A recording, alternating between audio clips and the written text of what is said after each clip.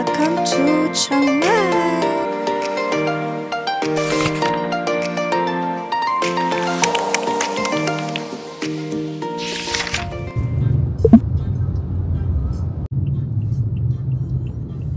Hi guys, good afternoon. So we are back with another travel vlog for this year. It's our second trip for 2025 and we are going to Chiang Mai, Thailand. So it's 5:30 p.m. na. Kakarating ko lang din dito sa NAIA Terminal 3. Waiting na lang ako for my mom and yung isang kapatid ko bago ako makapagbayad ng travel tax kasi kailangan ng passport doon in bago kami makadiretso sa immigration.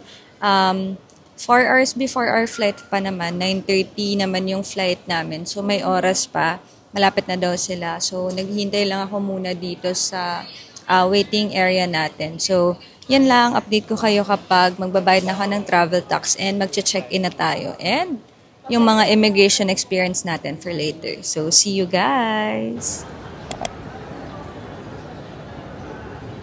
So pagdating nyo ng airport, kung hindi pa kayo nakabayad ng travel tax, pwede na kayong dumiretso magbayad ng travel tax para hindi na rin hassle na once you check-in, hanapin pa yung travel tax kasi need nila yun. So, yun lang. Pagkapasok nyo ng gate, marami namang counter for travel tax and konti lang naman yung pila. So, yung kailangan nyo lang for travel tax to prepare are the passport, yung itinerary nyo or yung flight na print nyo from airlines and then yung payment na 1,620. So let's see if open na yung counter natin for check-in going to Chiang Mai. Yan na yung counter natin. A17 to 21. Open na.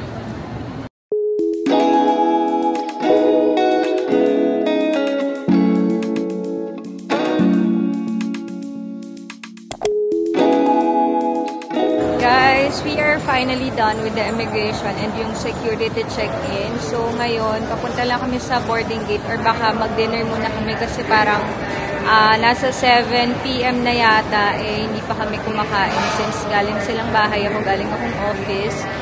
So, yun. Kain muna kami, tapos punta kami ng boarding gate. Saka ko ikukwento yung mga nangyari kanina sa immigration and yung mga pagdating namin.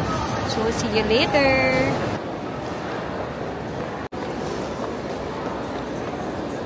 Guys, alam nyo ba? Hindi ko lang makalimutan. Yung wifi pala na binook ko from Klook.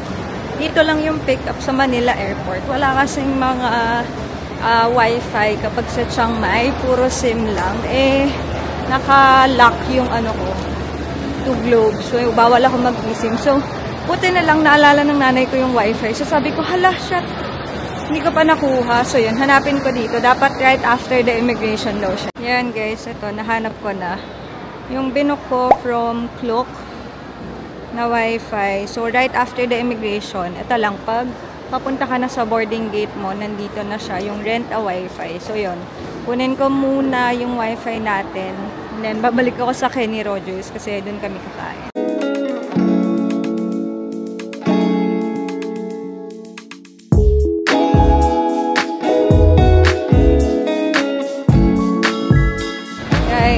Finally, nakuha na natin yung wifi natin na binook ko nga from Klook. So, yun. Munti ko pa makalimutan. Buti na lang naalala ng mama ko. So, tinry lang na i-connect kanina. So, nag-connect naman pero mag-activate pa siya kapag dating namin sa Thailand mismo. So, yung wifi na binook natin, meron siyang security deposit na 1,000. So, bibigay nyo lang yun and then ma-refund siya kapag binalik nyo na and then through GCash yung pag-refund niya. So, pinicturean kanina yung profile ko for the refund of the security deposit.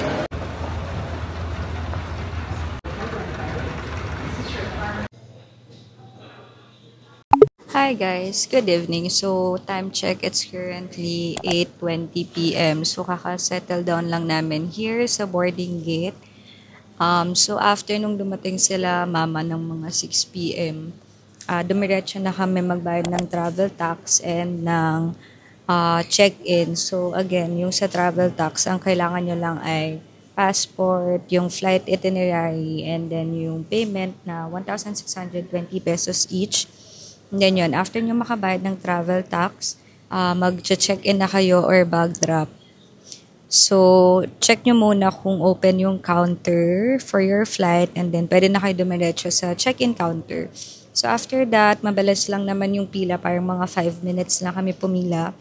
Dumiretso na rin kami sa immigration. Yung sa immigration, yung medyo matagal yung pila. Halos 30 minutes kami pumila bago kami nakasalang dun sa immigration officer. So, yung mga tinanong sa akin,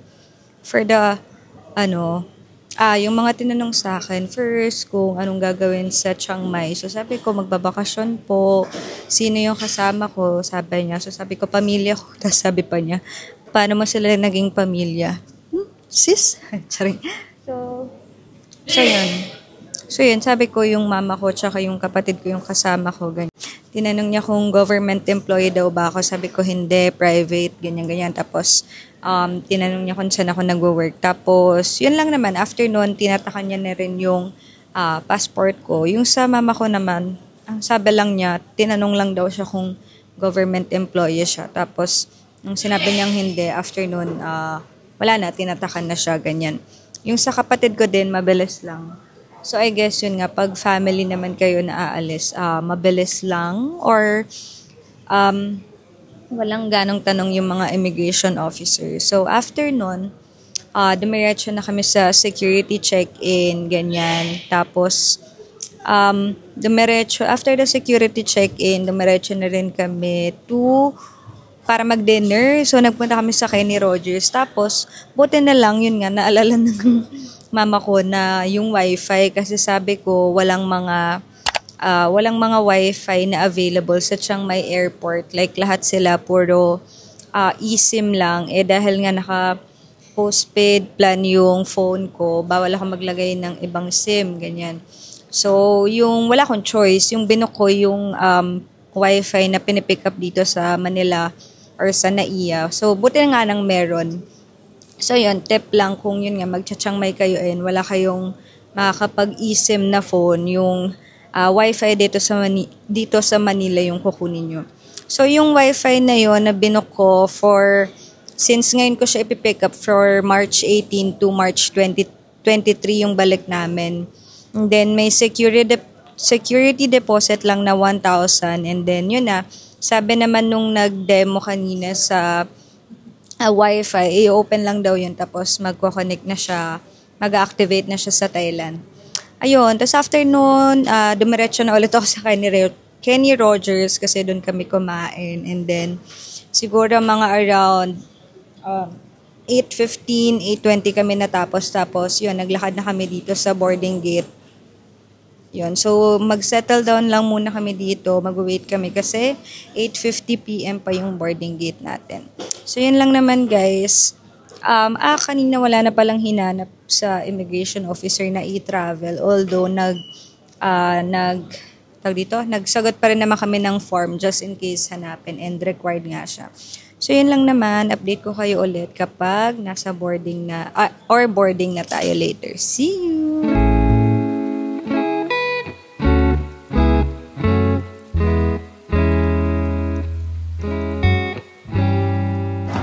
It's already 9 a.m. and nag-start pa lang kami mag-boarding. Although group number 5 kami, so nakaupo pa kami. So, nag-wait na lang kami hanggang matawag yung group number and then boarding na for our 9:35 p.m. flight. Dapat 8:45 yung boarding pero medyo na-delay. But yun, update ko kayo kapag nasa plane na kami ulit.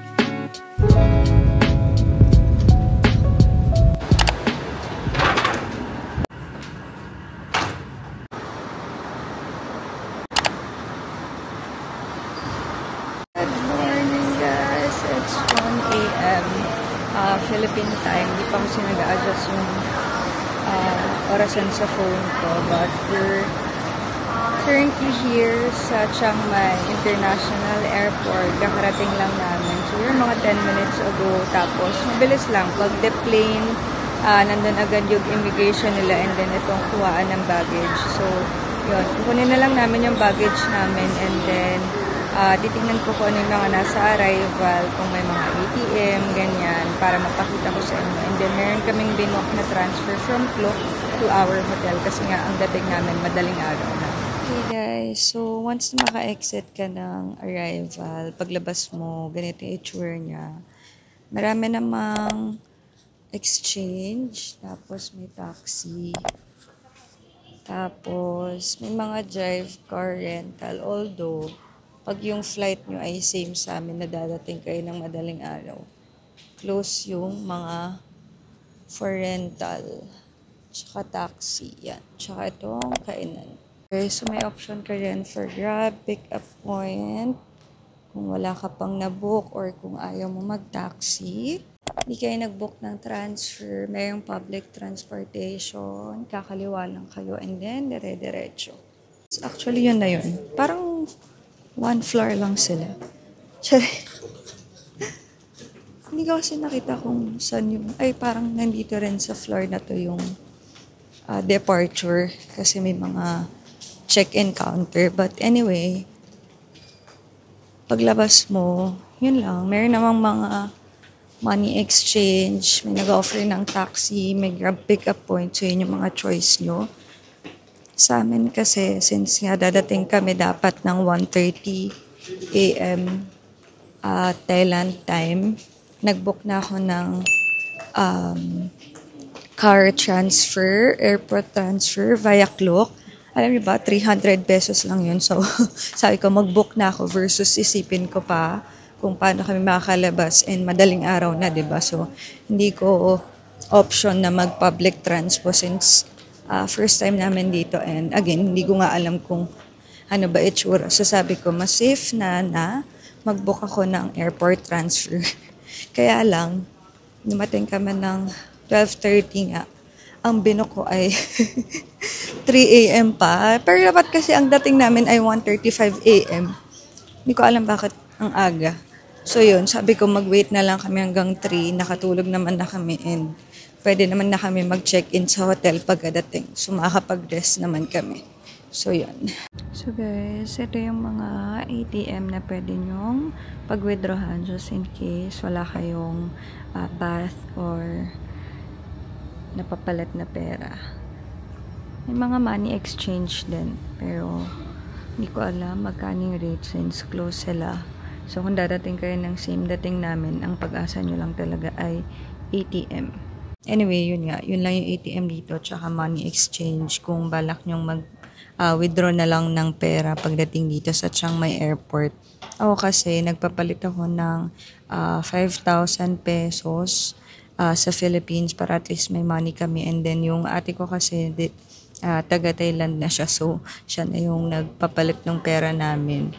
Pero nabasa ko naman sa internet na you can use your GCash or other debit cards sa mga ATM, pero may charge na 220 baht, so mga around 330 pesos ganyan kada withdraw mo. So make sure na malaki na yung i-withdraw mo para hindi sayang yung withdrawal fee nila. Dahil naghihintay pa tayo nung airport transfer, here's our airport outfit check. Hello!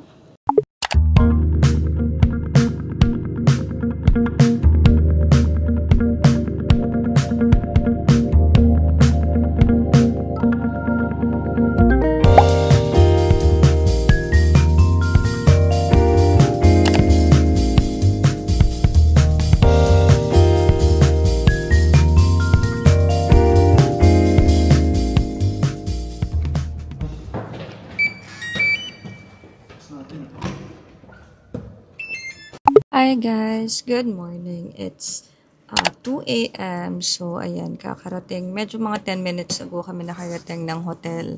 Tapos yun nga, buti na lang na-message ko yung magpipick up sa amin na driver. Sabi ko, Sir, nandito na kami sa airport, ganyan, kasi nga 3 a.m. pa yung in-schedule ko sa Klook. Kasi nga, 1:35 dapat yung dating. 12:30, nakarating na kami sa Chiang Mai Airport. So, yun, ang aga namin, diba? So, sabi ko, message ko na lang yung driver kung makaka-pick up siya, ganyan. Anyway, yun nga, binuko siya from Klook, yung airport transfer, kasi madaling araw yung dating namin. So, ayoko namang problemahin ng madaling araw kung paano kami makakasakay. So, for safety, nag-book na ako ng airport transfer via Klook. And you can use my discount if ever magbo-book din kayo sa Klook. Yon, tapos, yun naman, buti naman responsive siya na tinanong niya kung nasa airport nga. So, sabi ko, yes, kung ready na daw ba kami i-pick up. So, yun, by 1:30, nandun na rin siya sa may gate. So, mga 1 hour lang naman kami naghintay. Tapos, from the airport to hotel, parang around 10 minutes lang. Mabilis lang yung biyahe. Tapos yun, nabuko pala yun for 300 plus pesos only. So, sulit na rin kasi 3 naman kami, ganyan.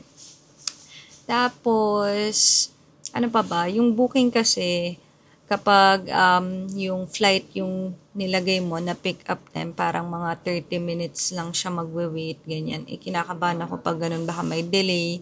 So, sayang naman, diba? Anyway, yun. After mga 10 minutes na biyahe, nandito na kami sa hotel, yung Cross Vibe. Tapos, dun sa ni-room tour ko or ni-room tour ko sa inyo, parang siyang condo type na may 2 rooms, tapos may sala, and then merong parang small kitchen. Do hindi ko alam kung pwede magluto eh. Tapos may ref na din and free water and coffee. So, nabuko lang siya for around mga 6,000 per night. So, anyway, yung pagdating namin sa airport kanina, saglit lang. Parang nung pag-deplane is immigration agad, tapos wala naman ganong pila. Tapos, yun, pagka after ng immigration, kunawa na rin namin yung baggage. So, sobrang bilis lang. Anyway, kung sa Cebu Pac din kayo mag-flight, I think ganito talaga, madaling araw yung dating. So, paglabas naman dun sa arrival hall is sarado yung mga kainan, yung ibang money exchange. So, yung option nyo lang talaga would be the ATM. So, napakita ko naman kung ano yung mga ATM na available. But, note lang na once you use your ATM or kapag nag-withdraw ka sa ATM, may 200 baht na withdrawal fee. So, make sure na medyo malaki na yung i-withdraw nyo para hindi na kayo na-charge ulit-ulit ng withdrawal fee. Yun, alam ko pwede gamitin yung GCash card, but yun nga kasi since nagpapalit ako sa Philippines ng mga around 5,000 pesos, naging 3,000 baht siya. Di ko na kailangan since yung ate ko, taga Thailand naman siya. Siya na yung nag-withdraw ng pera namin, nagagamitin namin for the rest of our trip. So, welcome everyone to Chiang Mai, Thailand, and good night. Update ko na lang kayo bukas, guys. See you!